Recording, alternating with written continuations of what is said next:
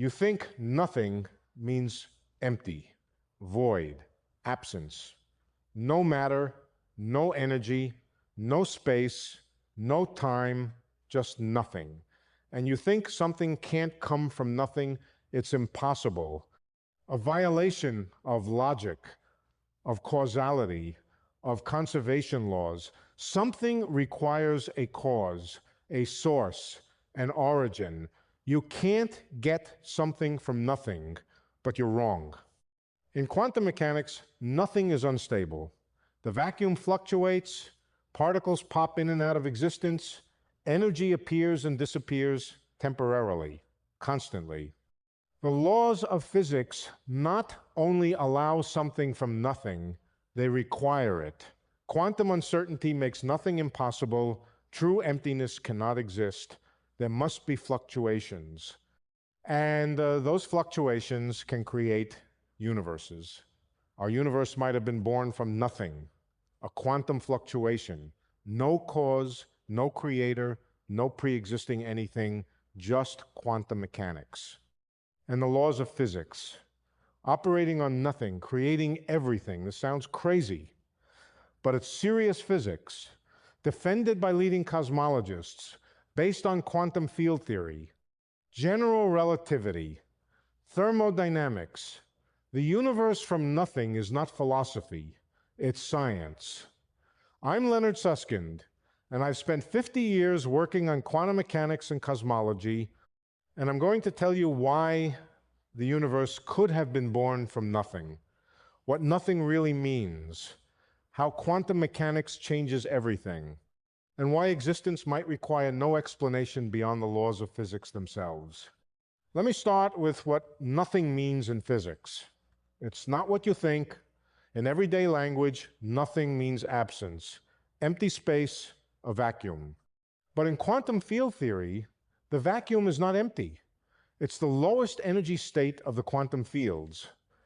And quantum fields are never truly at zero. They fluctuate. Even in the vacuum, even at absolute zero temperature, this is zero-point energy, vacuum energy. The Heisenberg uncertainty principle requires it. You cannot have a field with precisely zero value and precisely zero rate of change. That would violate uncertainty. Position and momentum can't both be exactly zero. Similarly, field value and field momentum can't both be exactly zero. There must be fluctuations, uncertainty, and these fluctuations have energy, even in the vacuum. So the vacuum is not nothing.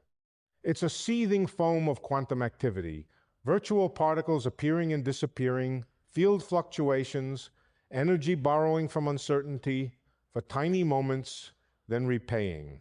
The vacuum is dynamic, active, full of potential. This is confirmed experimentally. The Casimir effect. Two metal plates in vacuum attract each other. Why? Because the vacuum between them has fewer modes, fewer fluctuations than the vacuum outside.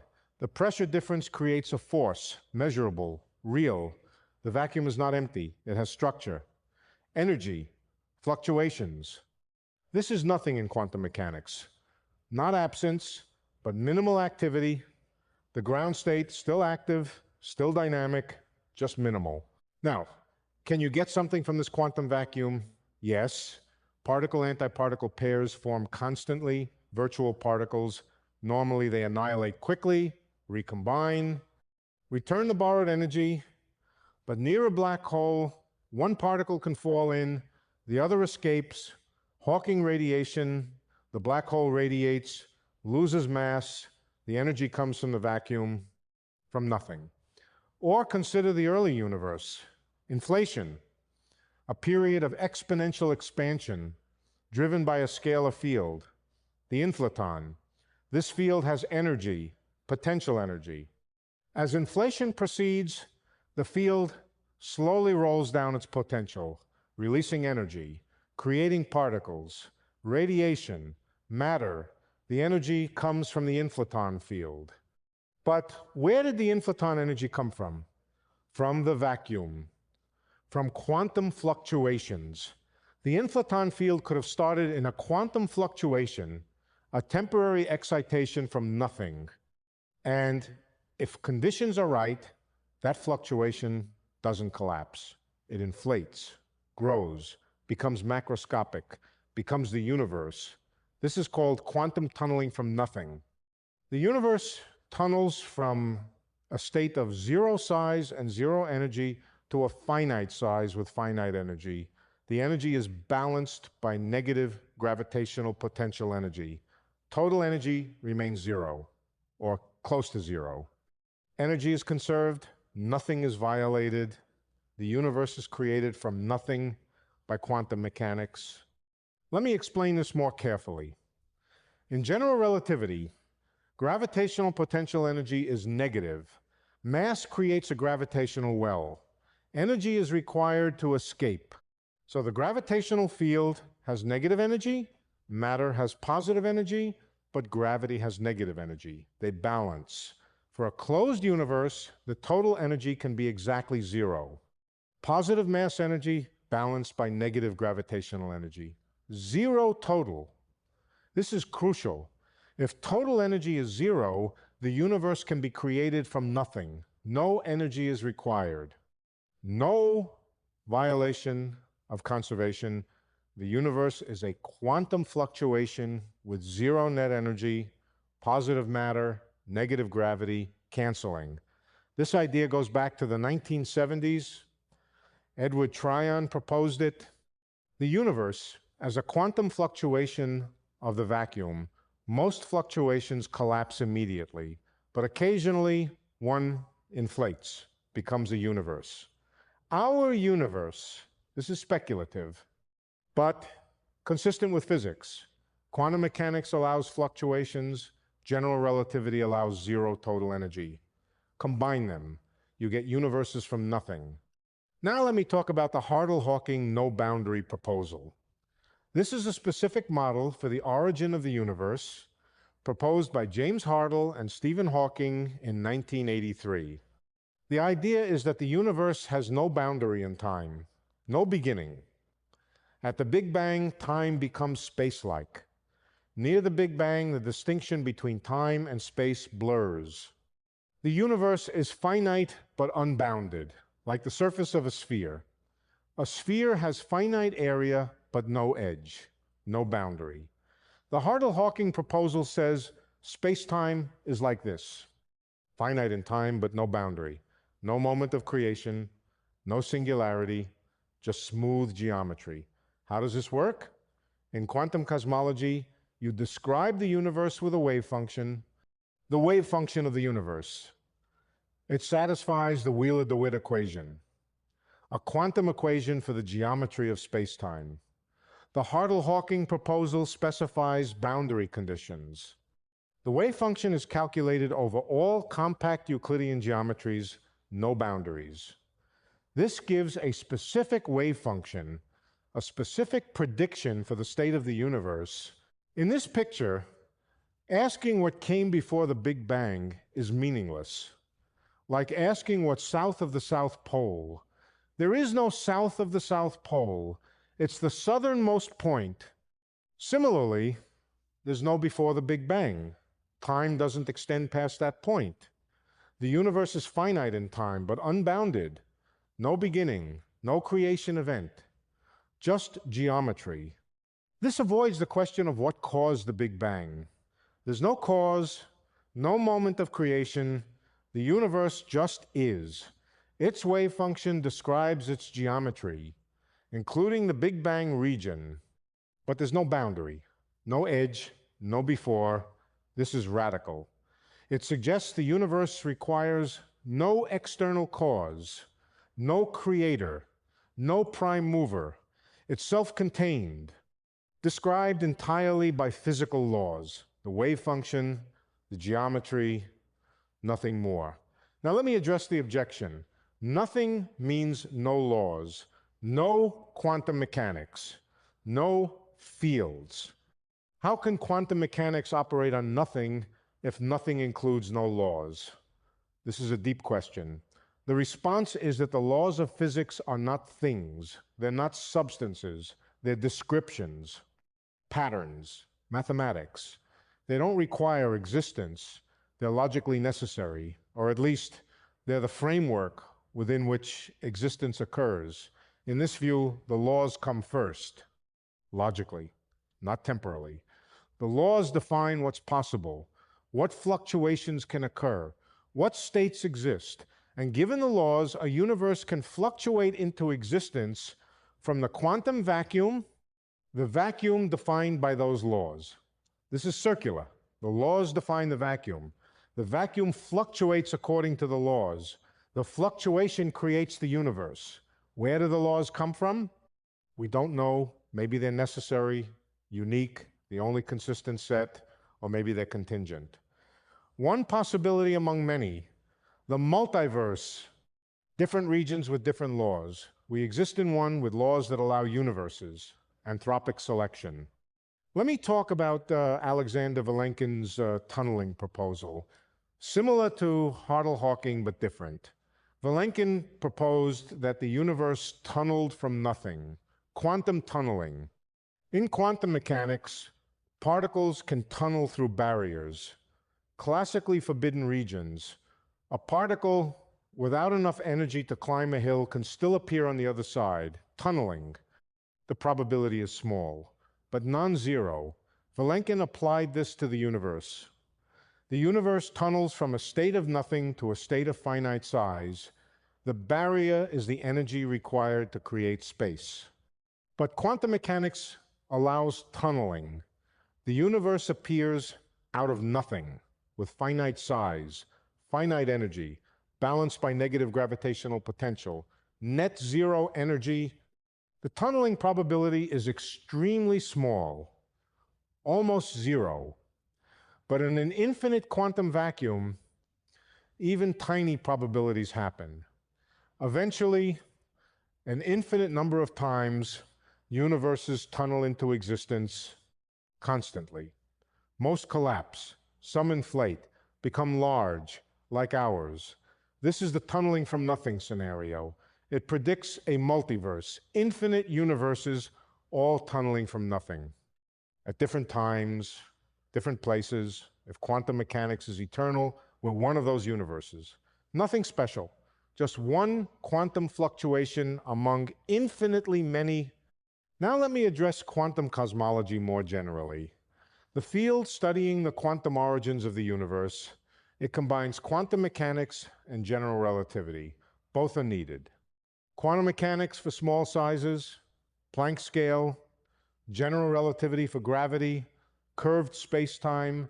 At the Big Bang, the universe was Planck-sized, both quantum and gravitational. You need quantum gravity. We don't have a complete theory of quantum gravity. String theory is a candidate, loop quantum gravity, others, but we have approximations, semi-classical quantum cosmology, enough to explore scenarios, Hartle-Hawking, Vilenkin tunneling, eternal inflation, all are approaches to understanding the quantum origin of the universe.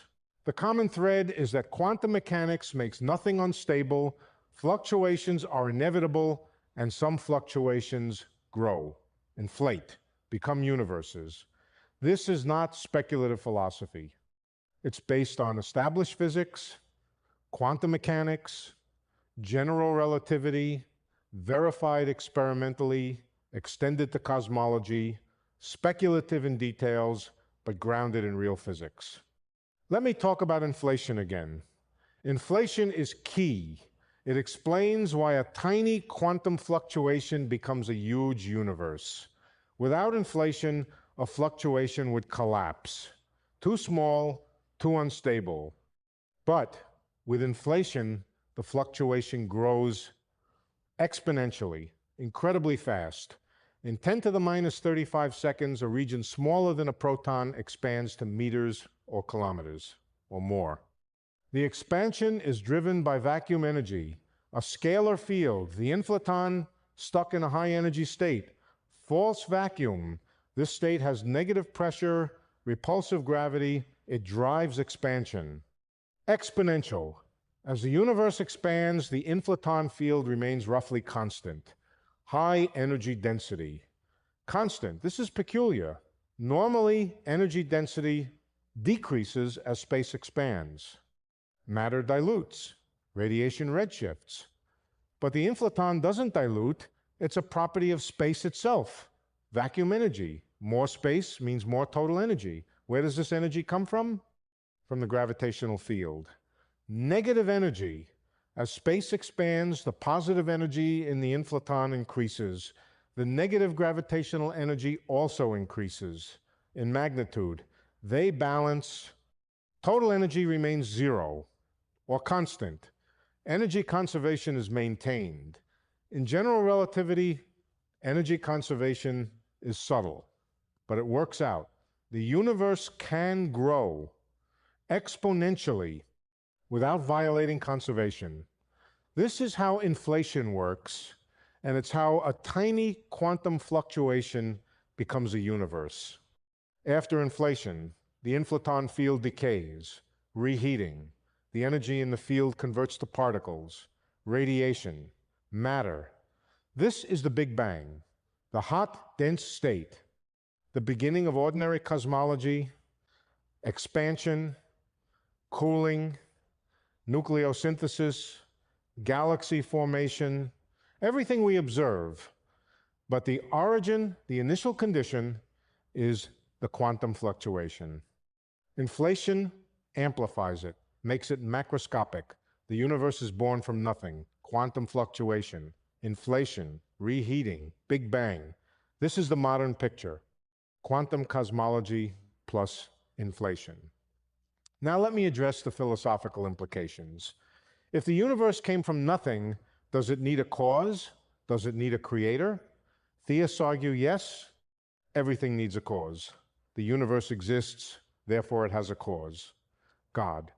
But this argument fails if quantum mechanics allows something from nothing. If the laws of physics permit spontaneous creation, then the universe doesn't need an external cause. The laws themselves are sufficient. You might ask, where do the laws come from? Who made the laws? This is a deeper question, and we don't have a definitive answer.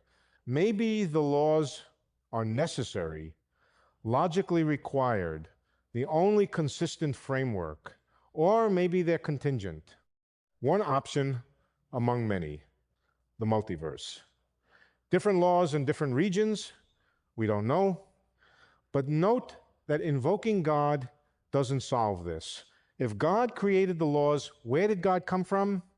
Who created God? The regress continues. At some point, you have to accept something as fundamental, unexplained, either the laws of physics, or God, or something else. Both are brute facts. Philosophically, neither is more satisfying. Scientifically, the laws of physics are testable, predictive, useful. God is not. So science prefers the laws. Let me address the fine-tuning argument. The universe seems fine-tuned for life. The constants of nature are just right. If they were slightly different, life wouldn't exist. This suggests design, a creator. But the multiverse offers an alternative. If there are infinite universes with different constants, we necessarily exist in one that allows life. Anthropic selection, no design needed, just statistics. The quantum origin of the universe supports this. If universes tunnel from nothing constantly, with different properties, then the multiverse is natural, expected. And fine-tuning is explained by selection, not design. After 50 years of studying physics, I find the quantum origin compelling, not certain, but plausible, consistent with what we know. Quantum mechanics allows fluctuations. General relativity allows zero total energy. Inflation allows growth. Combine them. You get universes from nothing. No external cause needed, no creator required. Just physics. This is not definitive. We don't have a complete theory of quantum gravity. We can't observe the moment of creation. We're speculating, extrapolating. But it's informed speculation, based on solid physics, quantum mechanics, general relativity, inflation, all confirmed. The extrapolation to the origin is speculative, but reasonable, and it suggests something profound. The universe doesn't need a cause. It can create itself from nothing through quantum fluctuations. This is the power of quantum mechanics. It makes nothing unstable, fluctuations inevitable, and universes possible. Now, does this mean the universe is an accident, random, meaningless? Not necessarily. The laws of physics are not random. They're structured, mathematical, beautiful. They allow complexity, life, consciousness, whether that's by design or by necessity or by chance, we don't know.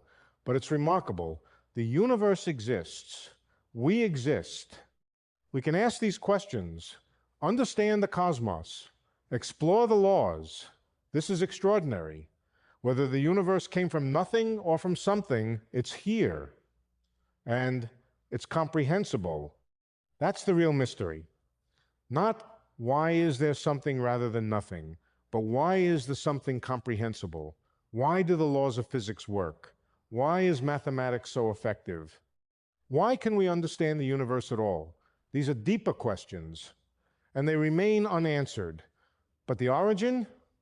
Quantum mechanics gives us a framework, a possibility, a mechanism, the universe from nothing, through fluctuations, through inflation, through the laws of physics. No external cause needed, no prime mover, no creator, just the laws operating on nothing, creating everything. This might be the answer, or it might not. We don't know for certain, but it's the best answer physics offers. And it's remarkable that we can even ask the question, let alone propose an answer. Thank you for watching. Now you know why the universe might have been born from nothing. Welcome to Quantum Cosmology.